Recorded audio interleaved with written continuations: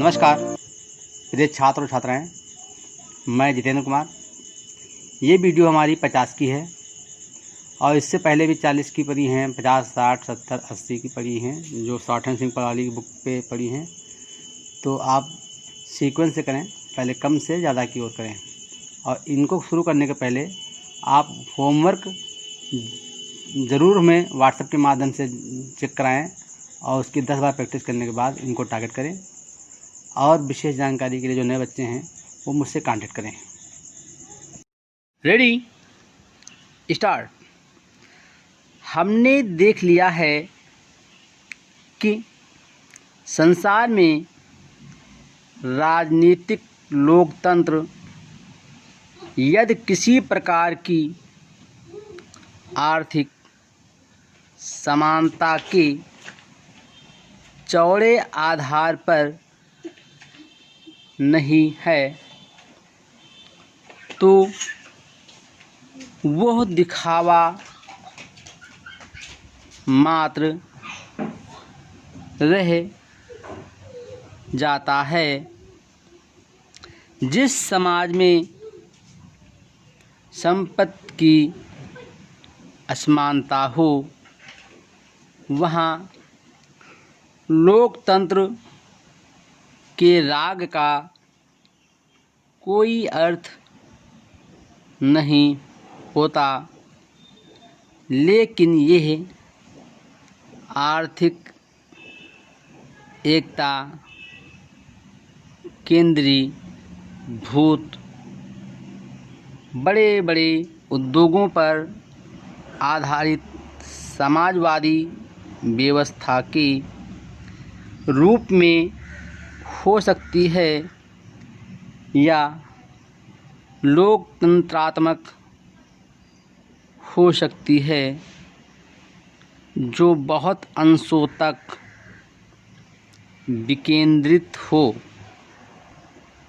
मेरी धारणा है कि किसी समाज में ऐसी आर्थिक समानता का नतीजा जिसकी आर्थिक व्यवस्था एकमात्र बड़े उद्योग पर ही निर्भर करती हो, ये होता है कि थोड़े से लोगों के हाथ में अधिकार सीमित हो जाता है। परिणाम ये होता है कि लोग अधिकार का उपयोग साम्राज्यशाही या अधिनायकशाही के रूप में करने लगते हैं।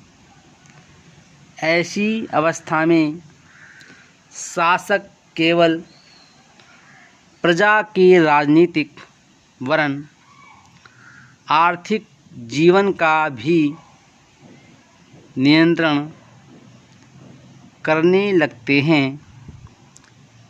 यदि राजनीतिक क्षेत्र में अधिकार रखने वाले को चरित्रहीन करने की क्षमता है तो एक के ही हाथों में राजनीतिक और आर्थिक दोनों अधिकार होने से उस बात की दोहरी संभावना बढ़ जाती है।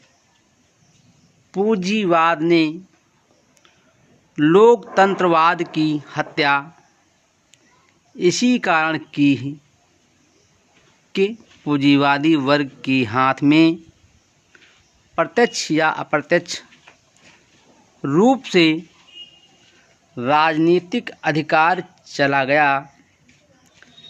समाजवाद, कम्युनिज्म राजनीतिक अधिनायक के हाथ में आर्थिक शक्ति का सारा नियंत्रण दे देता है और ऐसी अवस्था में लोक लोकतंत्रवाद के लिए उतना ही खतरा है जितना कि पूंजीवाद में।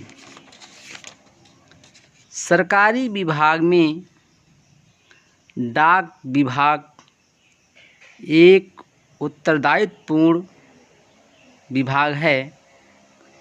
इस विभाग की शाखाएं तथा उपशाखाएं बड़े बड़े नगरों से लेकर साधारण ग्रामों तक फैली हुई हैं।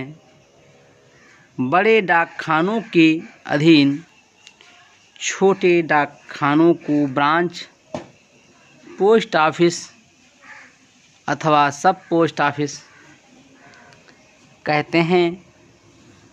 कार्य की सुगमता के हेतु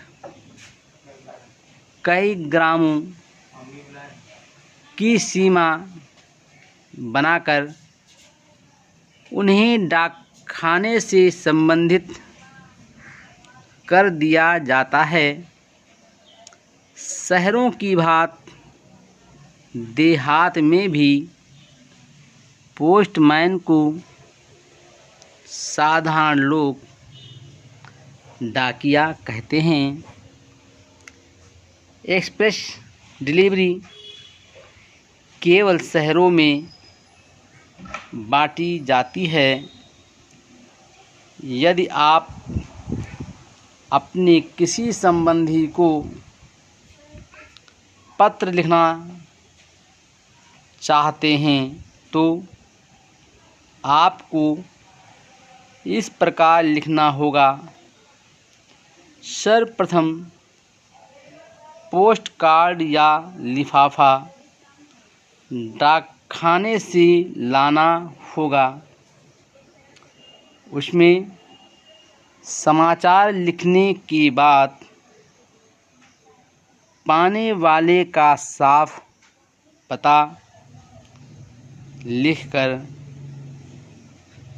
फिर उसे लेटर बॉक्स में डाल आना होगा। पत्र लिखने के पहले अपना पता लिखना आवश्यक है। इससे यह लाभ है कि पत्र का पता यदि संदिग्ध हो तो वापस आपके पास आ जाएगा, अन्यथा डेड लेटर ऑफिस में रद्द कर दिया जाएगा। भारी लिफाफा हो जाने पर टिकट अधिक लगाने पड़ते हैं। पत्र की रजिस्ट्री करने पर रजिस्ट्रेशन फ़ी अलग देनी पड़ती है। इसी प्रकार मनी ऑर्डर तथा बीपी आदि भेजने का भी नियम है। यदि कोई और बात मालूम करनी हो तो पूछताछ विभाग से मालूम कर लेना चाहिए। आधुनिक युग में आवागमन के साधनों में रेल का प्रमुख स्थान है। रेलों के द्वारा साधारण से साधारण व्यक्ति यात्रा कर सकता है। जिस प्रकार शरीर में नाड़ियाँ काम करती हैं और शरीर को शुद्ध रक्त देकर उसका पोषण करती है, उसी प्रकार रेलें भी देश के एक सिरे से दूसरे सिरे तक दौड़कर व्यक्तियों को इधर से उधर ले जाती हैं तथा जहाँ जो कमी होती है उसे पूरा करती है। कार्य विस्तार के कारण सरकार ने रेलवे विभाग की अलग स्थापना की है। प्रत्येक स्टेशन पर स्टेशन मास्टर होता है, जिसके अधीन वहाँ का सारा प्रबंध होता है। टिकट लेने के लिए बुकिंग ऑफिस, जिसे हिंदी में टिकट घर कहते हैं, अलग बना होता है।